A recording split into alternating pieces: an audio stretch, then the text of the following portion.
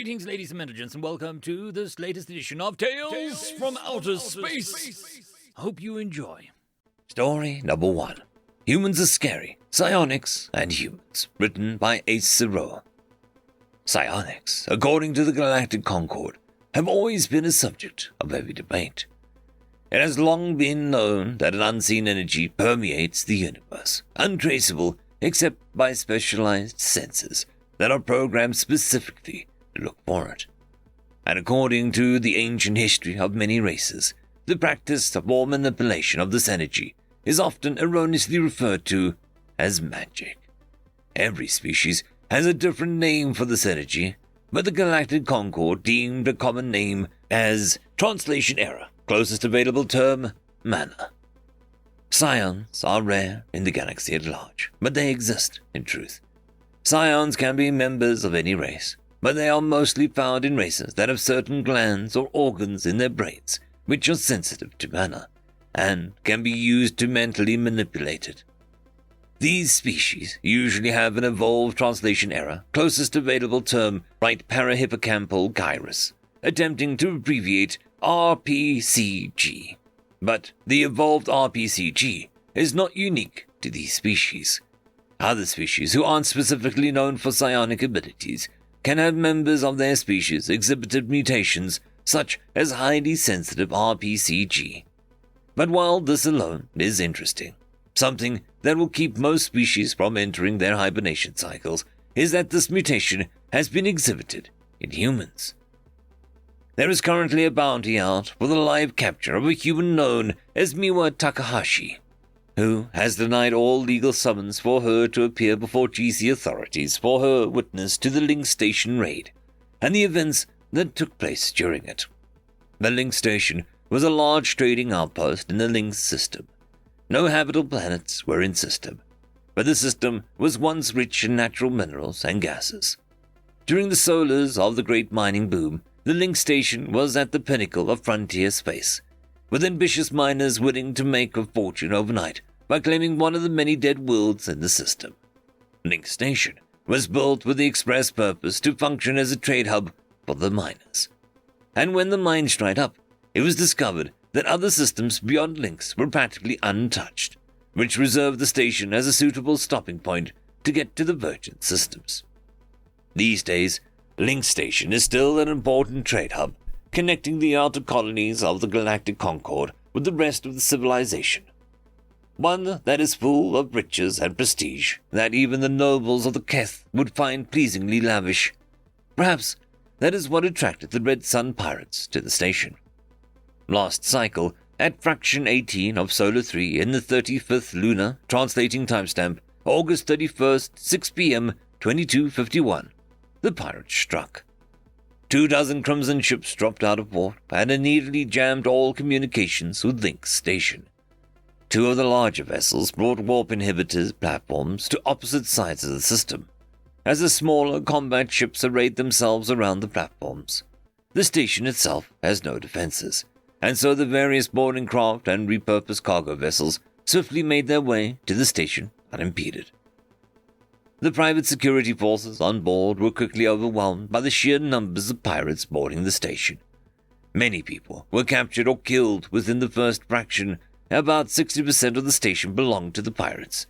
Enter Miss Takahashi, who had stopped on the station to resupply her ship before moving on to the outer colonies on a family matter. Miss Takahashi was a registered scion from a Delta-class Deathworld called Earth. While she is rated as a mid-level scion, she never specified how she trained her psionic powers. But the security footage on board Link Station revealed the power, and the revelation was both unnerving and a spark for endless debate among scholars and scientists who study the effects and manipulation of mana. The security footage shows Miss Takahashi knelt over a fallen security officer, chanting something in her native tongue. It was the first thought that she was paying her respects to the dead, a common occurrence amongst more spiritually minded races. But psionic sensors showed mana entering the corpse, passing through Miss Takahashi's head, where it was suspected her RPCG is. Suddenly, the body she knelt over sat upright in a mechanical movement, and in one swift motion, Miss Takahashi attached a piece of paper to the guard's head, which had a script written on it and the linguists have identified as native to her home world of Earth. The guard stood up, his arms outstretched. At Miss Takahashi's direction, the guard began following her in an odd, hopping motion. Security scans showed that the guard was still dead, but an unusual amount of mana had imprinted itself onto his corpse. Miss Takahashi moved through the station, psionically raising several more corpses. Some of the security forces, some of the pirates, even some who were innocent bystanders. She only ever directed these corpses to attack the pirates. When corpses did attack, the mana animating them seemed to toss them across the room towards their target. There, they would grab them. Psionic sensors show psionic energy passing through the pirates and into each corpse that grabbed them, seemingly causing any damage to the corpse to heal before the pirates themselves perished.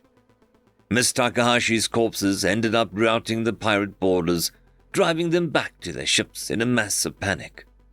And who can blame them? There have been no recorded instances like this, a mass of dead people attacking a military force, until now. During the pirates' retreat, Miss Takahashi boarded one of the vessels docked at the station. It is assumed that this ship, a converted cargo hauler owned by the Red Sun, was commandeered by Miss Takahashi. All the functional pirate ships left the system on vectors towards uncharted space, except for the single cargo hauler, which set a course to the outer colonies. Witnesses surviving the incident report that many valuable and rare goods were loaded onto this cargo hauler by the pirates. As this report was compiled at the request of GC Safety Commission, at this point, I am obliged to ask that if you or anyone you know has seen Miss Takahashi, to immediately inform your local authorities. She is not considered a criminal, but is wanted for questioning in regards to the Link Station raid. Her current whereabouts are unknown. However, I believe that it's for the best that no one knows where she is. Scions are incredibly powerful and have access to abilities that rival legends, and I certainly don't wish to hear any more horror stories involving human scions. End of story. Story number 2. The Most Dangerous Being in the Galaxy, written by Whiskey Lullaby. Excerpt from testimony of Tzenka, former pirate captain. It had started like any other raid. A few disabled torpedoes to knock out the pitiful engines humans mount in their craft. A quick swoop to disorient and terrify the crew, before hooking on and overriding the woefully outdated security systems. After that, it was supposed to be boring. Shoot whatever idiots tried to use their weak chem-propellant weapons, tie up the rest, loot the cargo, and take the captain hostage. We knew the monkeys were nuts. We just figured that until they caught up with the tech, we could handle anything the mans threw at us.